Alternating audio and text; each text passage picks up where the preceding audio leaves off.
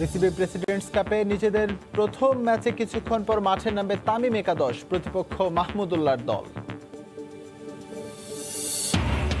Court স্বল্পতা এবং পৃষ্ঠপোষকদের অনীহায় বাধাগ্রস্ত দেশের বাস্কেটবল, স্কুল টুর্নামেন্ট বন্ধ হওয়ায় পাইপলাইনে খেলোয়াড় সংকট চরমে। কাতার বিশ্বকাপ বাছাই ম্যাচের রাতে বলিভিয়ার বিপক্ষে মাঠে নামবে আর্জেন্টিনা, ভোরে ফেভারিট ব্রাজিলের প্রতিপক্ষ পেরু। এবং নেশনস লিগের হাই ভোল্টেজ ম্যাচে রাতে সুইজারল্যান্ডের মুখোমুখি হবে জার্মানি, অপর ম্যাচে স্পেনের প্রতিপক্ষ ইউক্রেন।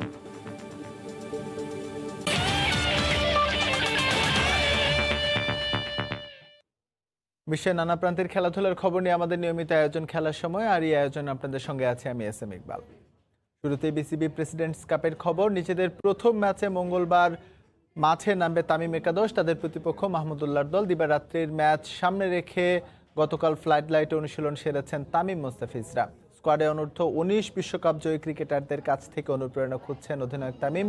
এদিকে এদিন বিশ্রামে ছিলেন মাহমুদুল্লাহরা। মিরপুর শেরেবাংলা স্টেডিয়ামে ম্যাচটি মাঠে করাবে দুপুর 1:30টায়। নাম বিভ্রাটে তামিম ইকবাল। প্রেসিডেন্টস কাপের জন্য বিসিবি যে দল সাজিয়ে দিয়েছে, সেখানে তার দলে কি ইচ্ছে করেই তানজিদ হাসান তামিমকে রেখেছে বিসিবি? টুর্নামেন্টে এই দুজন একসঙ্গে নামবেন ওপেনিংয়ে। দুজনেই লম্বা ইনিংস খেললে কতবার যে ধারাভাষ্যকারের কণ্ঠে উচ্চারিত হবে তামিমের নাম, তা কে জানে। জুনিয়রকে নিয়ে মধুর সমস্যায় সিনিয়র তামিম। আরেক তামিমের সাথে আমি ওপেন করব, তো আপাতত খুব আমরা একটু কনফিউজ হয়ে যাচ্ছি, বিকজ এতদিন তো ধরেন আমাকে ম্যাক্সিমাম সবাই তামিম ভাই করে ডাকে, তো এখন অনেক তামিম তামিম করে ডাকে, তো দুজন আমাদের তাকাইতে হয় সবার দিকে। তো আমি বলছি যে ওকে যদি অন্য কোনো নামে ডাকা যায় তাহলে ভালো, বাট যতটুকু ওকে আমি দেখলাম, he looks very exciting, very promising. ওর ব্যাটিং, ওর সাথে 2-3 দিন নেট শেয়ার করেছি। He looks a very good prospect for Bangladesh. ত্রিদলীয় টুর্নামেন্টে প্রথম ম্যাচের আগে শেষবারের মতো প্র্যাকটিস সেশনে নেমেছিল তামিম বাহিনী। বৃষ্টিতে ভেজা মাঠ, অনুশীলন শুরু হলো দেরিতে। প্রস্তুতিতে কিছুটা সময় চাই গ্রাউন্ডসম্যানদের। একদিক থেকে ভালোই হলো, দিবারাত্রির বিসিবি প্রেসিডেন্টস কাপের লড়াইয়ে নামার আগে ফ্লাড লাইটে অনুশীলন সেরে নেওয়া হলো। সেন্টার উইকেটে ওয়ানডে মেজাজ আয়ত্তের চেষ্টায় তামিম ইকবাল। তাইজুলের পাশাপাশি হাত ঘোরান লেগ স্পিনার মিনহাজুল আবেদিন আফ্রিদি। শরীফুল নেটেও নাছোড়বান্দা, বোল্ড করে দিলেন ক্যাপ্টেনকে। অনূর্ধ্ব 19 বিশ্বকাপ জয়ী বেশ কয়েকজন ক্রিকেটার আছে দলে। অভিজ্ঞতা আর বয়সে ছোট হলেও তারা যে বিশ্বজয়ী, তাই অধিনায়কের বাড়তি মনোযোগ পাচ্ছে ইয়াংস্টাররা। আমাদের একটা ছোট একটা অ্যাডভান্টেজ ছিল, যেটা হলো আমরা 2-3 দিন প্র্যাকটিস করতে পারছি অ্যাজ এ গ্রুপ। কিছু আন্ডার 19-এর প্লেয়ার আছে, ওদের সাথেও পুরো টিম জেল হলো।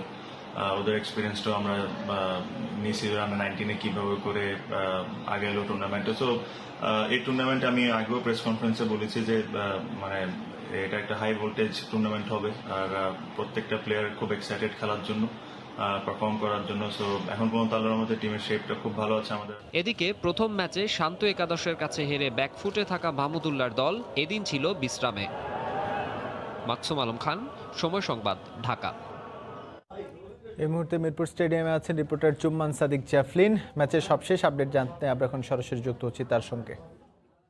ইকবাল, আসলে আমরা একটু আগে যে রিপোর্টটি দেখছিলাম, সেটাতে কিন্তু বলেছেন যে দুই তামিম আজকে একসাথে ব্যাটিং করবেন। এই বিষয়টা আসলে বাংলাদেশের ক্রিকেট ইতিহাসে এই প্রথম যে তামিম ইকবাল একজন যিনি বাংলাদেশের পরীক্ষিত একজন ওপেনার, এবং আজকে তিনি প্রথমবারের মতো প্রেসিডেন্টস কাপে, অর্থাৎ তাদের দলের প্রথম এই ম্যাচ, এবং অনূর্ধ্ব 19 টিমের যে ব্যাটসম্যান রয়েছেন যারা বিশ্বকাপ জয় করে এসেছেন, সেই তানজিদ ইসলাম তামিম, তো এই দুজন কিন্তু আজকে একসাথে ওপেন করবেন, যে বিষয়টি তামিম ইকবাল গতকালকেই জানিয়ে দিয়েছেন ম্যাচ পূর্ববর্তী যে ভিডিওটি তিনি পাঠিয়েছেন, ভিডিও বার্তা পাঠিয়েছেন সেখানে। এছাড়াও কিন্তু আমরা আজকে দেখতে পারবো মাঠে নামবে আকবর আলী, যিনি কিনা, যার নেতৃত্বে কিনা বাংলাদেশ অনূর্ধ্ব 19 বিশ্বকাপ জয় করেছিল সাউথ আফ্রিকা থেকে।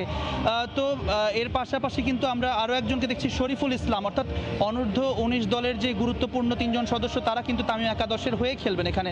আর এছাড়া তামিম ইকবাল খান নিজেও যে প্রস্তুতি ম্যাচটি তিনি খেলেছেন, 2 দিনের প্রস্তুতি ম্যাচ ছিল, সেখানে কিন্তু তিনি 50 তুলে নিয়েছিলেন প্রথম ম্যাচে নেমেই।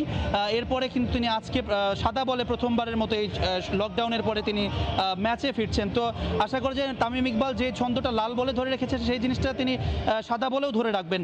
সুতরাং তাদের শুরুটা তারা ইতিবাচকভাবে করার চেষ্টা করছেন। একটু আগেও আমরা মাঠে দেখেছি তারা কিন্তু শেষ মুহূর্তে যে ওয়ার্ম আপ করা বা নিজেদের ব্যাটিং স্কিলগুলো ঝালিয়ে নেওয়া মাঠের সাথে মানিয়ে নিচ্ছিলেন। আর মিরপুরে আজকে জানেন যে প্রচণ্ড রকমের মোটামুটি আজকে বৃষ্টি কিন্তু একেবারেই নেই।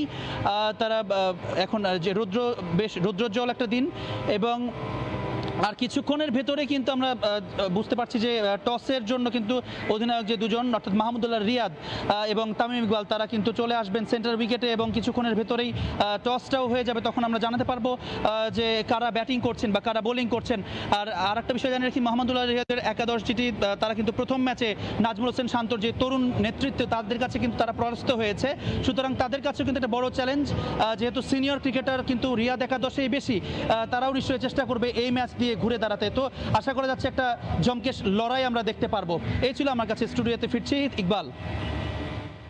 জ্যাভলিন আমাদের সঙ্গে যুক্ত হয়েছিলেন মিরপুর শেরেবাংলা স্টেডিয়াম থেকে, জানাচ্ছিলেন এই ম্যাচের আগে ম্যাচের সবশেষ খবর। আমরা ইতিমধ্যে খবর পেয়েছি টস হয়ে গেছে, এবং যেখানে মাহমুদুল্লাহ রিয়াদ টসে জিতেছে এবং ব্যাটিংয়ের সিদ্ধান্ত নিয়েছে, ফিল্ডিংয়ের সিদ্ধান্ত নিয়েছে।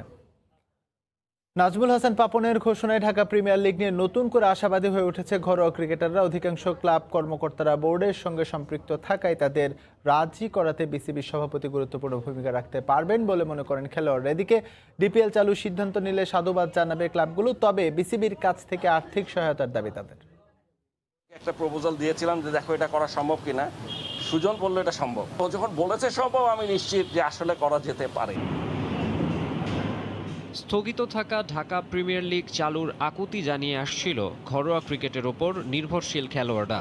ফিকে হতে থাকা আশার পালে নতুন করে হাওয়া লেগেছে বিসিবি সভাপতির রোববারের ঘোষণায়। সবকিছু যাচাই করে দেখছে বোর্ড।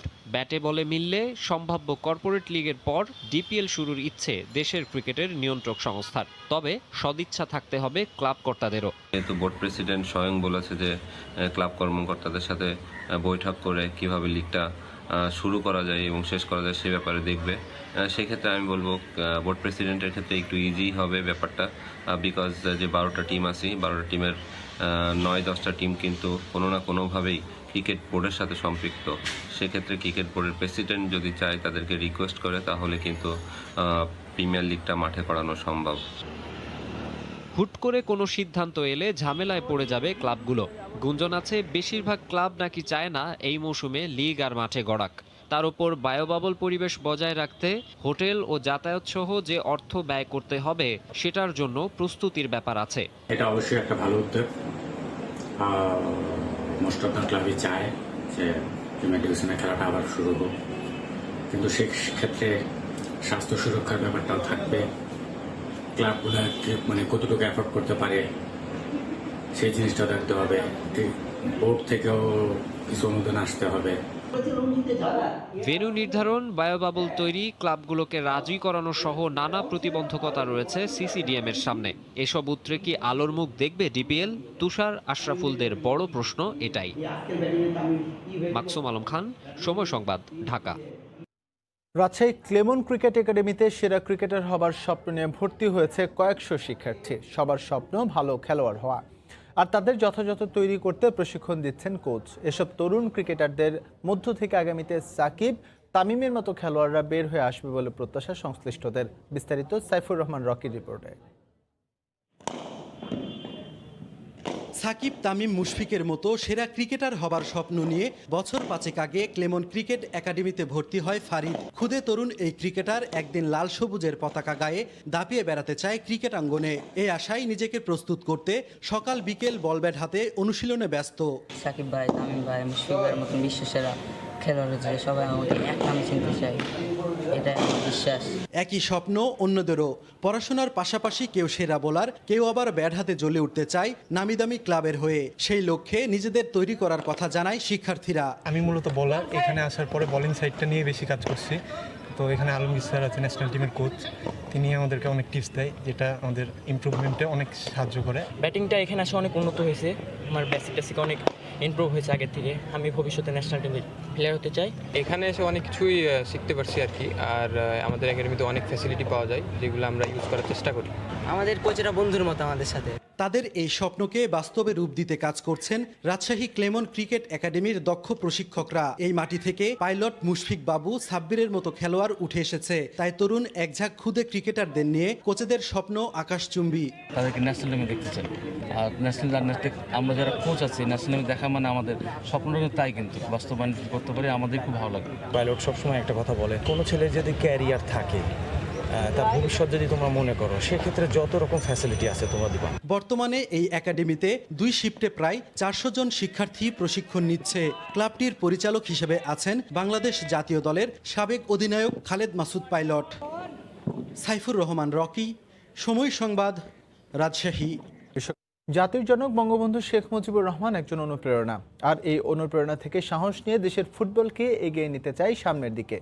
নির্বাহী কমিটির সদস্যদের নিয়ে ধানমন্ডিতে জাতির জনকের প্রতিকৃতিতে পুষ্পস্তবক অর্পণ করে এমন মন্তব্য করেছেন বাফুফের সভাপতি কাজী সালাউদ্দিন। তিনি আরও বলেন, সামনের সময়টা চ্যালেঞ্জিং, সবাইকে নিয়ে যেখানে তিনি ভালো করতে চান।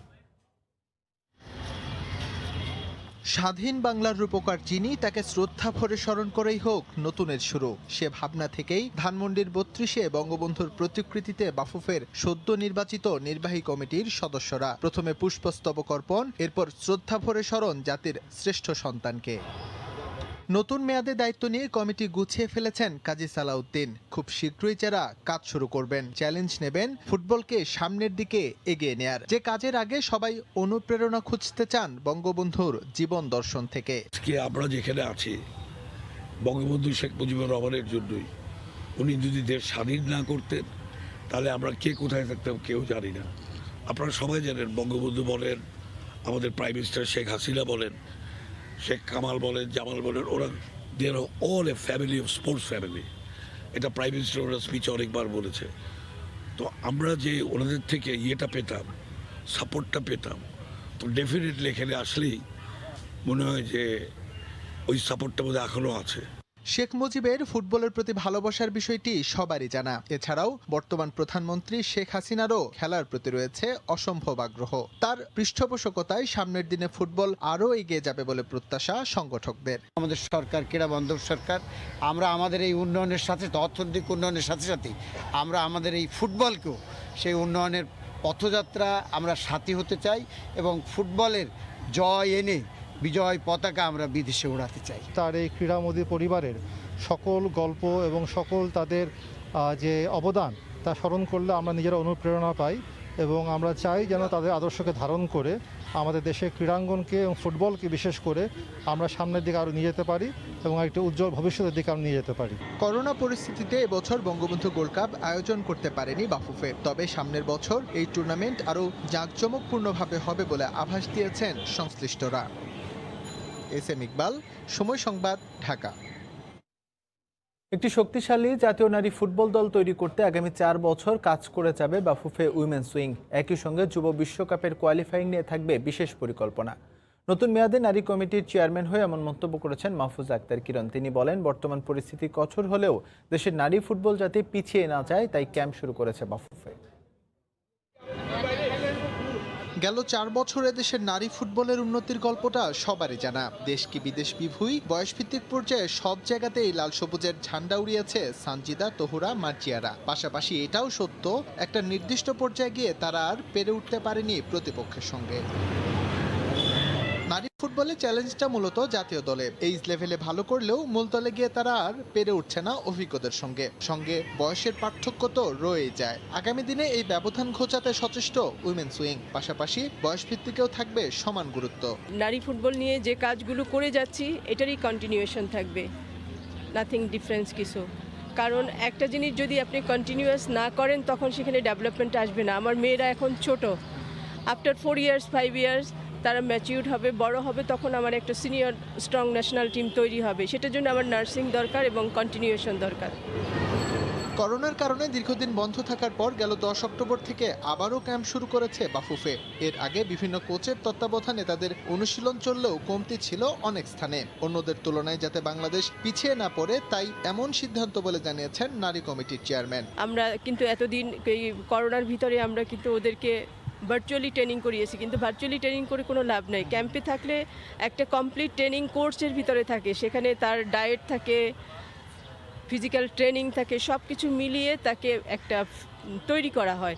তো সেটা তো সে বাসায় বসে করতে পারছে না, যে কারণে তাদেরকে আমরা ক্যাম্পে নিয়ে এসেছি। তবে আমরা অবশ্যই কোভিড টেস্ট করে নিয়ে এসেছি এবং কোভিড নেগেটিভ যারা তাদেরকেই নিয়ে এসেছি। আগামী বছরে এএফসি অনূর্ধ্ব 17 এবং অনূর্ধ্ব 20 বাছাই পর্বের জন্য চলছে নারীদের এই প্রস্তুতি ক্যাম্প, যেখানে ডাক পেয়েছেন 33 ফুটবলার। এসএম ইকবাল, সময় সংবাদ, ঢাকা। আবারও স্বাগত খেলার সময়। করোনা মহামারীর মাঝেও সাহসী পদক্ষেপ বাস্কেটবলে। স্বাস্থ্যবিধি মেনে 8 দলের অংশগ্রহণে চলছে Bangabandhu federation cup basketball tournament. SA গেমসে ভালো করতে না পারায় হতাশা কাটিয়ে উঠতে চায় ফেডারেশন। অনুশীলনের জন্য বাস্কেটবল কোর্ট না পাওয়া সহ নানা কারণে আগের মতো ভালো খেলোয়াড় উঠে আসছে না বলে জানিয়েছেন ফেডারেশন। আর্থিক নিশ্চয়তা না পাওয়া সহ নানা সমস্যায় এই খেলাটিকে পেশা হিসেবে নিতে পারছেন না খেলোয়াড়রাও। অনেকদিন পর ধানমন্ডির উডেন ফ্লোর জিমনেশিয়ামে ফিরেছে প্রাণের স্পন্দন। দীর্ঘদিন পর শুরু হয়েছে খেলা, প্রাণ ফিরেছে খেলোয়াড়দের মাঝেও। করোনায় এবছর মার্চ থেকেই বন্ধ ছিল ক্রীড়াঙ্গন। দীর্ঘদিন বন্ধ থাকার পর মাঠে গড়িয়েছে ক্রিকেট। সীমিত পরিসরে মহামারীর মাঝেও এরই মধ্যে মাঠে নেমেছে তাইকোয়ান্দো সহ বেশ কয়েকটি ফেডারেশন। এবার সে যাত্রায় সাহসী পা ফেলেছে বাস্কেটবল ফেডারেশনও। ধানমন্ডিতে 8 দলের অংশগ্রহণে চলছে Bangabandhu federation cup basketball tournament. অংশ নেওয়া দলগুলোর মধ্যে আছে বাংলাদেশ নৌবাহিনী, বিমান বাহিনী, বাংলাদেশ পুলিশ ছাড়াও আছে 5টি ক্লাব: ধূমকেতু, দ্য গ্রেক্স, ফ্লেম বয়েজ, জোস এফএক্স ও বক্সিবাজার। আসর শুরুর আগে খেলোয়াড় ও কোচিং স্টাফ সহ 135 জনের হয়েছে করোনা পরীক্ষা। 2 জন ছাড়া বাকিরা সবাই সুস্থ, তাই সফল আয়োজনের আশা ফেডারেশনের। নেপালে গেল বছর এসএ গেমসে প্রত্যাশিত সাফল্য পায়নি বাস্কেটবল দল। অনুশীলনের সুযোগ সুবিধা না থাকা সহ অনেক সমস্যায় জর্জরিত দেশের বাস্কেটবল। এ কারণে উঠে আসছে না নতুন খেলোয়াড় বলেও জানান খেলাটির এই অভিভাবক। মাঠের একটা সমস্যা আছে, আরেকটা সমস্যা হলো যেটা বড় মনে করি আমি, সেটা হচ্ছে যে আগে মিশনারি স্কুলে খেলাগুলো ছিল, যেমন Saint Gregory, Saint Joseph, Saint Placid, Saint Nicholas, এখানে খেলাগুলো ছিল, ভালো চর্চা হইতো। এখন ওইখানে ওরকমভাবে আর চর্চা হয় না। ক্রিকেট ফুটবলে তারকা হওয়ার হাতছানি থাকলেও প্রচারের আলোয় সেভাবে ঠাঁই করে নিতে পারেননি বাস্কেটবল খেলোয়াড়রা। পেশা হিসেবে নেয়ার পথে রয়েছে অনিশ্চয়তা। তারপরও বাস্কেটবলের প্রতি ভালোবাসা থেকেই এই খেলাকে পেশা হিসেবে নিচ্ছেন অনেকেই। পর্যাপ্ত সুযোগ সুবিধা পেলে আরো ভালো করা সম্ভব বলে মনে করেন তারা। ওইরকম ভাবে ফ্যামিলি থেকে সাপোর্ট পাওয়া যায় না যে তোমরা বাস্কেটবল খেলে কি করবা। যেমন ক্রিকেটার যেমন সাকিব আল হাসানের নাম সবাই জানতে পারে, কিন্তু বাস্কেটবলের এরকম ভাবে কোনো জনপ্রিয় না, তাই আর জানতে পারে না। কিন্তু আমি আশা করি যে ভবিষ্যতে এটার সদূরপ্রসারী হবে। আরো একটা কথা আছে না, let's work together with beautiful plan. So nothing is free. খেলার জন্য যথেষ্ট we need some food, and for that we need to earn money, and if they provide some financial support, so we don't need to ask, not about us, the young people যারা আছে জুনিয়ররা, তাদের প্যারেন্টসদের কাছ থেকে টাকা নেওয়ার কোনো প্রয়োজন নেই। and definitely if the government look after more focus, more seriously। 15 October হবে আসরের ফাইনাল। পারভিন আক্তার, সময় সংবাদ, ঢাকা। ধর্ষণ সহ নারীর প্রতি যে কোনো ধরনের সহিংসতা রুখতে ঝালকাঠিতে শুরু হয়েছে 2 দিনব্যাপী মার্শাল আর্ট প্রশিক্ষণ। ঝালকাঠি অফিসার্স ক্লাবে এই প্রশিক্ষণ কর্মশালার আয়োজন করে স্থানীয় সামাজিক সংগঠন লাল সবুজ সোসাইটি। প্রশিক্ষণে সহিংসতা বা হামলার হাত থেকে রক্ষা পেতে নারীদের, বিশেষ করে বালিকাদের মার্শাল আর্টের বিভিন্ন কলাকৌশল শেখানো হয়। সেলফ ডিফেন্স ফর গার্লস নামে মার্শাল আর্টের কর্মশালায় পরপর 2 দিন একই স্থানে একই সময়ে চলবে এই কর্মশালা। বিকেল 3টা থেকে শুরু হয়ে 5টা পর্যন্ত চলবে এই কর্মশালা। সামাজিক সংগঠন লাল সবুজ সোসাইটির অপরাজিতা প্রজেক্টের আওতায় মার্শাল আর্টের প্রশিক্ষণ দিচ্ছেন আন্তর্জাতিক ব্ল্যাক বেল্ট প্রাপ্ত তাইকোয়ান্দো খেলোয়াড় আয়েশা সিদ্দিকা। মোট 57 জন কিশোরী ও তরুণী এই প্রশিক্ষণে অংশ নিয়েছেন।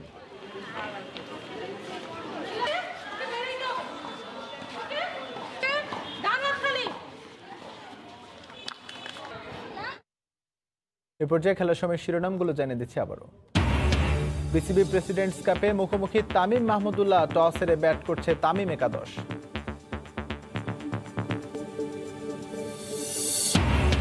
কোর্ট স্বল্পতা এবং পৃষ্ঠপোষকদের অনীহায় বাধাগ্রস্ত দেশের বাস্কেটবল। স্কুল টুর্নামেন্ট বন্ধ হওয়ায় পাইপলাইনে খেলোয়াড় সংকট চরমে।